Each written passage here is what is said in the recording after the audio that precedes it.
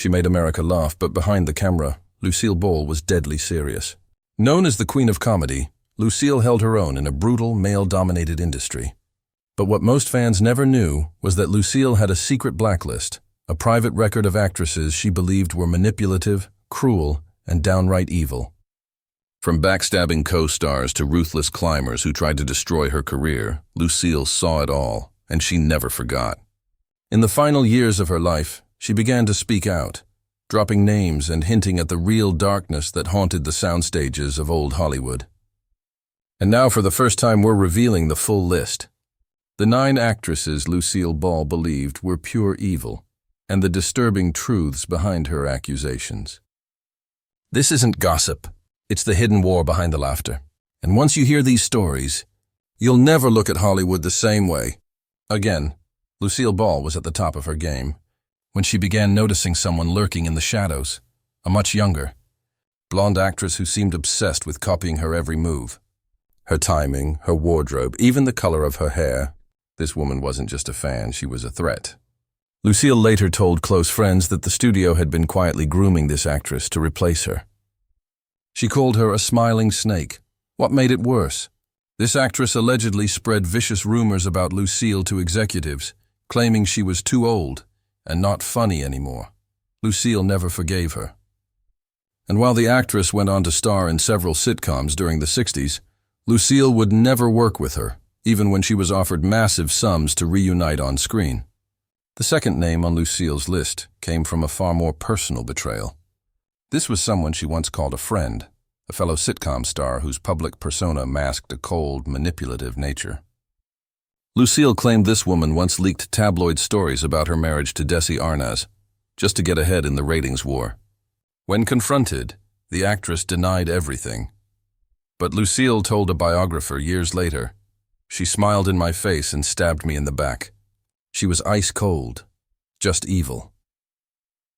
The third actress on Lucille Ball's secret blacklist was someone she worked with briefly on a variety special in the 70s. According to insiders, Lucille called her a diva with a demon inside. From the first day on set, this woman made outrageous demands, refusing to rehearse, changing scenes without permission, and even mocking Lucille's appearance behind her back. One crew member remembered Lucille holding back tears after a particularly cruel exchange. But the worst offense came during a live taping, when the actress deliberately upstaged Lucille, stealing a joke and delivering it first, just to make her look slow. That betrayal was never forgotten. Number 4 on the list? Even darker. This woman was part of a younger generation of actresses Lucille hoped to mentor. But instead of gratitude, Lucille said she was met with hostility. This starlet allegedly used Lucille's connections to land roles, then cut all ties. When Lucille tried to warn others in the industry, she was told she was being difficult and too sensitive.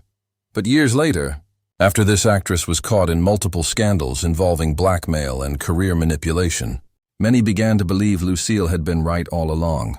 Evil, in her words, isn't always dramatic. Sometimes it's just cold ambition without a soul. By the 1980s, Lucille Ball had seen enough of Hollywood to know when someone had darkness behind their smile. Actress number 5 was known for her sultry roles and femme fatale image, but Lucille saw through it. She accused her of being a master manipulator who used charm to pit producers, directors, and fellow actors against one another. One horrifying story involved this actress trying to seduce Desi Arnaz while he and Lucille were still married, and not discreetly. Lucille walked into a dressing room one night to find the two of them alone, and while nothing physical happened, the betrayal was clear. Lucille called her an opportunist without a conscience. Actress number 6 was a rising star with a reputation for being difficult, but Lucille claimed it went far beyond that. According to multiple accounts, this actress once tried to get Lucille fired from a guest starring role by feeding producers a lie that she was losing her mind. The producers didn't believe her, but the attempt deeply scarred Lucille. The 7th actress was even more disturbing. She once accused Lucille of sabotaging her career, publicly on camera. Lucille never responded in the press, but privately told friends, "She's evil because she projects her cruelty onto others. Everything she does is an attack wrapped in victimhood." After that, Lucille avoided her like the plague. These last two names were different. Lucille never revealed them in interviews, memoirs, or even directly to biographers. But in the final decade of her life, she gave clues. She referred to one actress as the Cobra, a woman so charming that she could make anyone believe a lie, and so vindictive that she had people blackballed for the smallest slight. Friends of Lucille said she once told them, "She ruined 3 women's careers before she was 30. One of them never worked again." Many believe this actress was part of the new Hollywood generation, someone who rose in the 80s and became a household name. The 9th and final name. It was someone no one expected. A beloved actress with a wholesome image, someone who Lucille once shared the screen with. But after one project, Lucille refused to speak of her again. One source said Lucille had discovered this actress was leaking information to tabloids, selling private conversations for money. That broke her heart, they said. It wasn't just evil, it was betrayal at the deepest level. Lucille died with these secrets largely unspoken. But if there's one thing she taught us, it's this. Behind every laugh track and red carpet smile, there's a darker story waiting to be told. Lucille Ball had faced plenty of rivals in her time, but none quite like the woman she encountered during a mid-1970s variety special, an actress so venomous behind the scenes that Lucille later called her a diva with a demon. Inside, from the moment rehearsals began, Lucille sensed something wasn't right. This wasn't just creative tension, it was outright sabotage. The actress, young, flashy and hungry for headlines, arrived hours late to blocking rehearsals and insisted that her scenes be rewritten to feature her more prominently. Lucille, ever the professional, tried to keep the peace. But it became clear that this woman didn't want to collaborate. She wanted to conquer. Several crew members later claimed that the actress laughed when Lucille flubbed a line during rehearsal, and even made offhand comments about how Lucille was washed up and should stick to reruns. But the real betrayal came during the live taping, when the actress deliberately stole one of Lucille's punchlines, a joke Lucille had crafted and rehearsed for weeks, timing her delivery to hit it just seconds before Lucille could speak. The result? Lucille's comedic rhythm was thrown off, and the moment fell flat. Viewers at home might not have noticed, but Lucille did. Her fury was quiet, seething, and deeply personal.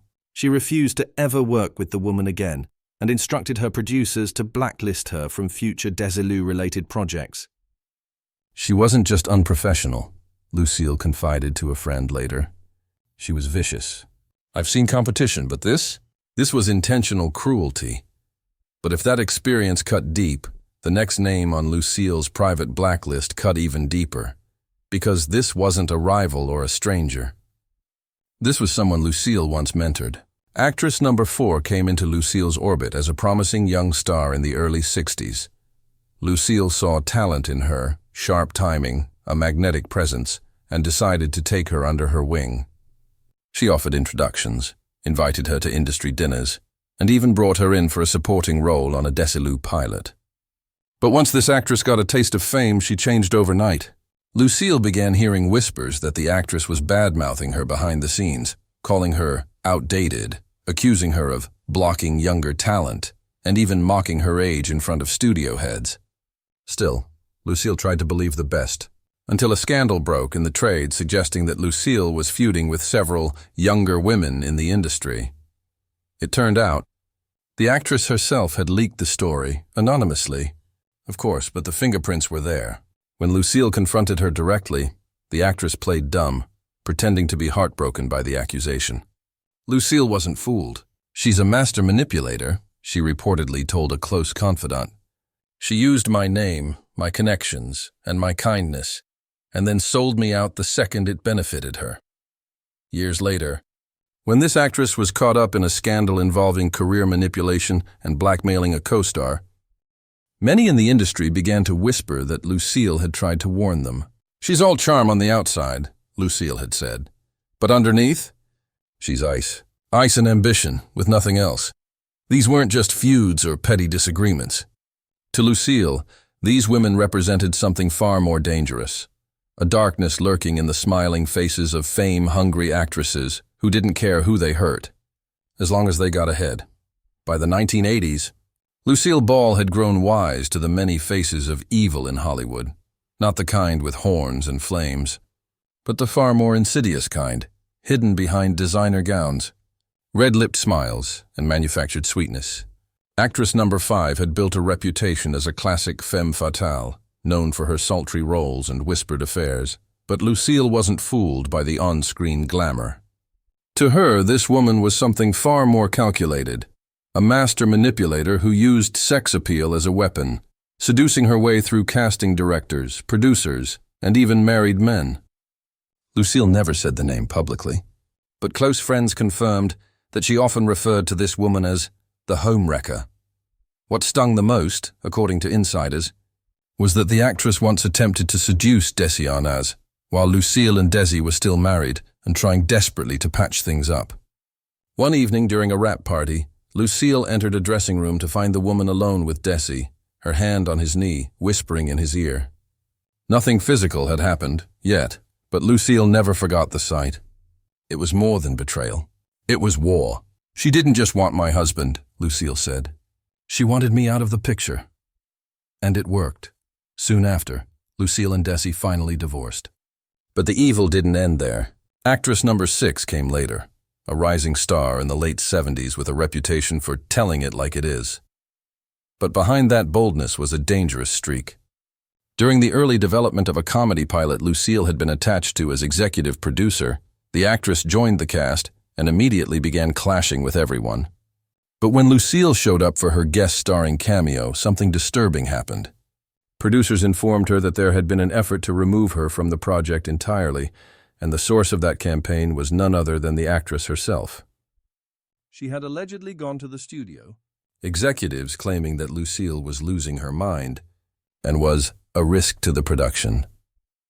It didn't work. The executives backed Lucille, but the attempt left her stunned. She wanted to kill my legacy, Lucille told a close friend. She wanted to erase me so she could shine alone. From that day forward, Lucille never said her name publicly, but made it clear she would never work with her again. The 7th name on Lucille's list was one of the most chilling, not because of any explosive event, but because of how quietly cruel the actress had been. To the world, she was wholesome, graceful, almost saint-like, but Lucille saw something else entirely.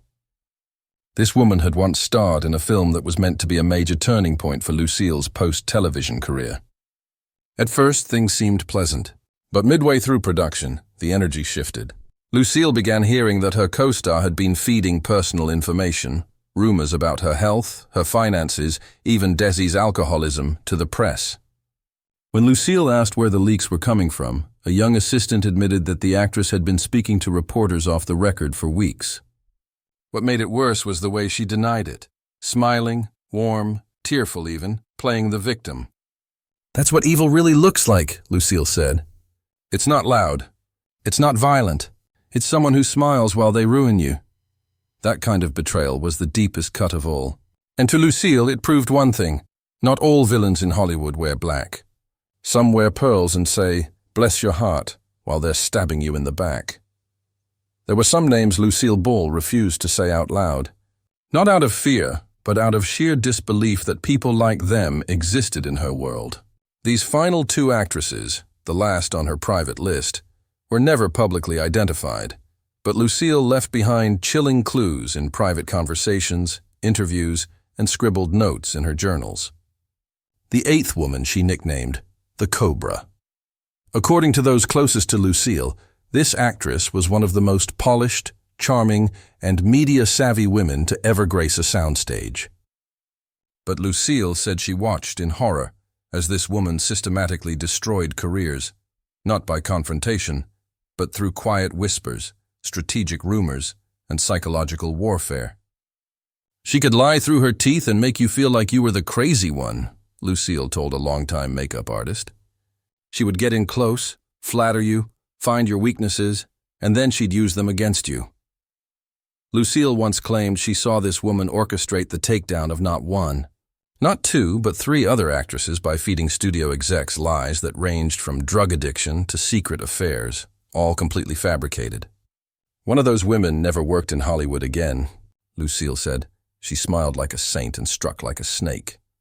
Over the years, speculation grew that this woman might have been part of the new Hollywood wave, someone who came to prominence in the 1980s, a celebrated name even today. But Lucille never confirmed it. She only said, "You'd be shocked. The public adores her, but she's poison." As for the ninth and final woman, that betrayal was personal. This wasn't just a co-star or a competitor. This was someone Lucille once loved like a daughter. She had invited this young actress into her home, her company, her life. Lucille supported her early career, gave her screen time, and trusted her with intimate conversations. And then came the heartbreak.